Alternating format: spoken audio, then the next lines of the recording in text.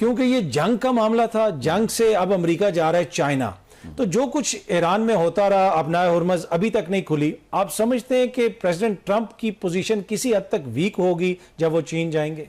या किसी हद तक वीक तो जरूर होगी, ठीक, क्योंकि ट्रंप ने पूरी कोशिश कर ली। और जैसे आपको पता है कि यहाँ पे 20 से 26 अप्रैल तक जो थे, वो जब 2 दफ़ा विजिट हुआ अब्बास अरागची साहब का, तो उनकी तो देखिए एडवांस एलिमेंट आ गए थे। और आज पता चला 13 जहाज आए थे। जब उन्होंने हमारा यहाँ पे खड़ा था ईरान का वो जो C-130 CBS ने जब दिखाया, तो उस पर पता चला, जब पूरी ट्रैकिंग की गई तो अमेरिका के 13 जहाज आए थे, जिसमें advance element, logistic staff, administrative staff, security लोग आए हुए थे। और ईरान का तो एक ही जहाज था। और उस पर तो खैर काफ़ी क्लैरिफिकेशन आ चुकी है कि अगर पाकिस्तान ने कोई किसी किस्म की मैलिफाइड इंटेंशन होती तो हम कहीं दूर दराज उसको गिलगित करदू ले जाते, कोयटा में कहीं रख देते दूर। जी जी, वो तो बिल्कुल अलग किस्म की स्टोरी है। और उसी जिस एयरफील्ड पे उतरता रहा अमेरिकन डेलीगेशन और वो 13 जहाज उतरते आते जाते उसी पे खड़ा हुआ था वो। और नूर खान एयरबेस पे तो सर जो जहाज उतरता है बच्चे नीचे से फोटो बना रहे होते हैं। फोटो बना रहे होते हैं। तो वो तो क्लैरिफाई हुकूमत ने कर दिया और CBS एक्सपोज हो गया जी बिल्कुल कि आपने देखें इतनी झूठी उसकी कवरेज के अंदर। और पता ये भी चला कि ये owned by hand David Ellison और लैरी एलिसन, जो यहूदी हैं और बहुत नजदीक हैं नेतन्याहू के, और बिलियंस ऑफ डॉलर उनको देते हैं। तो ये बेसिकली सैबोटाज करने की कोशिश थी ना, मतलब पाकिस्तान की जो अल्लाह ने इज्जत दी थी, जिससे इफेक्टिव रोल प्ले कर रहे थे। और एक किस्म में ट्रम्प ने उसको भी थोड़ा साइडलाइन किया हुआ था, उसको नेतन्याहू को, और उसको कहना पड़ा टीवी पे आके कि पाकिस्तान की वजह से हमारे तल्लुकात अमेरिका से खराब हो रहे हैं। बिल्कुल। तो देखिए वहां पे हुआ 7 KPK में देखे कार्रवाई दहशतगर्दी की बढ़ गई, 22 लोग शहीद हो गए बन्नू के और लकी मरवत के उधर करके।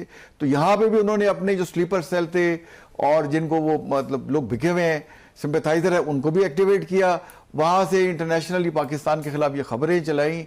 बट जो देखें सच को आंच नहीं होती, झूठ एक्सपोज हो जाता है, सच का हमेशा बोलबाला होता है। तो वो तो हो गया। अब ट्रंप साहब की जहां तक बात है, देखें अब जब वहां जाएंगे, इनके तो ऑलरेडी देखें जो डिस्कशन एजेंडा है बड़ा, वो बड़ा हैवी सा है कि कोई मेरा ख्याल है $450 बिलियन का ट्रेड डेफिसिट है।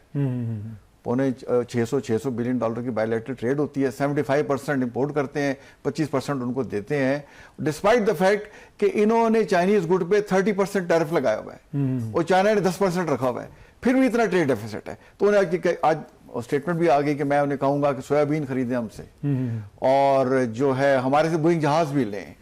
तो उसके बाद देखें इसके अलावा फिर क्रिटिकल रेयर अर्थ मेटल्स का उनकी मोनोपोली है। 70% माइनिंग चाइना में होती है, 90% प्रोसेसिंग वहां होती है। तो उस पर कहेंगे जी हमें वो दें, हम आपसे लेते रहेंगे। फिर चाइना ताइवान पे बात करेगा कि 1 चाइना पॉलिसी ऑफिशियली तो ये करते हैं, उस पर ये बातचीत होगी। और साथ वो कहेगा कि देखें 90% तेल हमारा वहां से आता है और आप वो डिस्टेंट ब्लॉकेट लगा के खड़े हैं, तो इस पर बातचीत करें। तो मैं समझता हूँ कि इस पर जरूर बातचीत होगी। और अगर ये वहां मसला ये स्टेट ऑफ हुर्मुज़ का हल नहीं होता, फिर ये लॉन्ग ड्रॉन कॉन्फ्लिक्ट हो जाएगा। ठीक है। और वो पूरी दुनिया इसको अफोर्ड नहीं कर सकती। तो मैं उम्मीद करता हूँ अच्छी खबरें आएंगी और अल्टीमेटली पाकिस्तान जैसे चाइना के साथ, जहां चाइना है वहां पाकिस्तान है, जहां पाकिस्तान है वहां चाइना है। तो मेरा ख्याल इस्लामाबाद टॉक्स भी होंगी इंशाल्लाह। ठीक है। जिस तरह चीन जाने से पहले एक दफा फिर ट्रंप ने पाकिस्तान की तारीफ की, जब पाकिस्तान के हवाले से क्वेश्चन किया गया, उन्होंने पाकिस्तान की दोबारा तारीफ की। माजी में जिस तरह अभी जौहर सलीम साहब ने भी कहा कि 1971 तक तो उनके ताल्लुकात ही नहीं थे, उसमें जो पाकिस्तान ने किरदार अदा किया वो भी सबके सामने। इस वक्त भी आप समझते हैं कि ट्रंप को भी इस चीज़ का इदराक है कि पाकिस्तान को भी हमने ऑन बोर्ड रखना है अगर चीन के साथ हमने मामलात को आगे बढ़ाना है? आपको लगता है कि यकीनन पाकिस्तान को भी पता होगा कि क्या कुछ चीज़ें चल रही हैं, और जिस तरह आपने फरमाया कि अभी भी हो सकता है कि जो हतमी फैसला है वो पाकिस्तान में आके हो? देखिए पाकिस्तान की क्रेडिबिलिटी, पाकिस्तान का ट्रस्ट जो उसने डेवलप किया स्पेशली मार का हक के बाद, वो तो पूरी दुनिया मान रही है। और पूरी दुनिया के लीडर पाकिस्तान का देखें विजिट करने आ रहे हैं, पाकिस्तान की तारीफें कर रहे हैं। और चाइना ने भी पाकिस्तान से रिक्वेस्ट की कि आप जो मीडिएशन कर रहे हैं थोड़ी इसमें तेजी लाएं। किसने पाकिस्तान को सपोर्ट किया करके। और ये C-130 का वाक़े के बाद भी वहाँ लोगों ने सवाल कर रहे थे उनसे, तो उन्होंने कहा Pakistan leadership is a great leadership, they are great people और Pakistan is doing wonderfully well and we are with them, they are with us, they are credible partners. Pakistan की तो देखें उन्होंने तारीफ की है। और पाकिस्तान और चीन की दोस्ती तो देखें, जैसे हम कहते हैं हिमालय से ज़्यादा ऊंची है, समुद्रों से ज़्यादा गहरी है। तो वो देखें फ़र्क क्या है। ट्रंप साहब जो ज़्यादा बातचीत ट्विटर पे करते हैं और डील करने, हर चीज़ को डील के हिसाब से लेते हैं, और इकोनॉमिक्स को ज़्यादा प्रेफरेंस देते हैं। और चाइना जो है वो स्ट्रेटेजिक पेशेंस से बात करता है, वो लॉन्ग टर्म पॉलिसी पे जाते हैं, बयानात कम देते हैं। अब देखें जब से ये ट्रम्प साहब इलेक्शन जीते हैं और पावर में आए जनवरी 2025 से, तो इन्होंने 145% टैरिफ लगा दिया था चाइना के ऊपर। उन्होंने रिस्पांस में 125 लगा दिया, तो इन्हें समझ लग गई। और फिर उन्होंने जो रेयर अर्थ मेटल का लिवरेज इस्तेमाल किया, तो उन्होंने 145 से करके 30% कर दिया।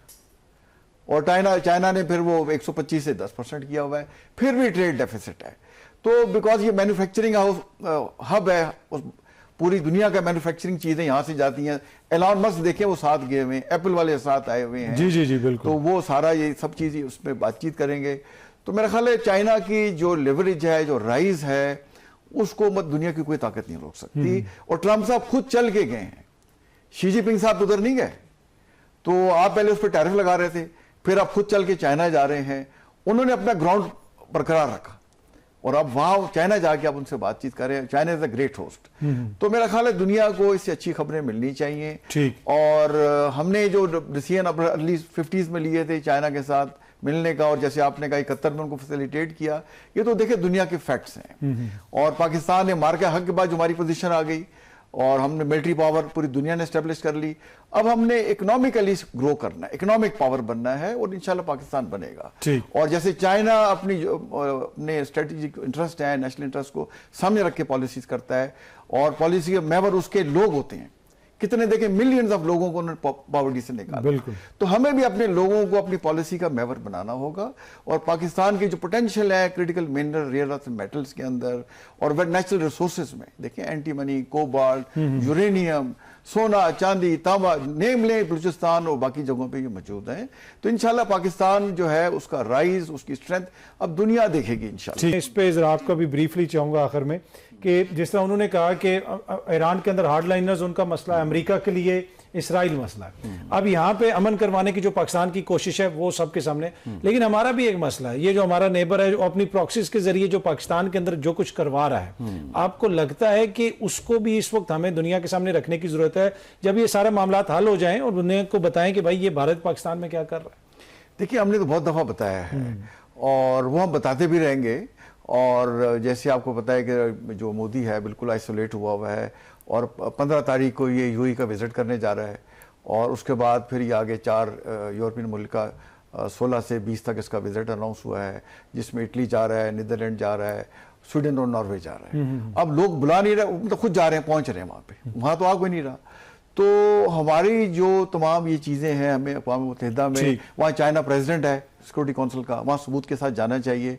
और ईरान भी चला गया है अमेरिका के खिलाफ इंटरनेशनल कोर्ट ऑफ जस्टिस में, तो हमें ये सब सबूत वहाँ रखने होंगे।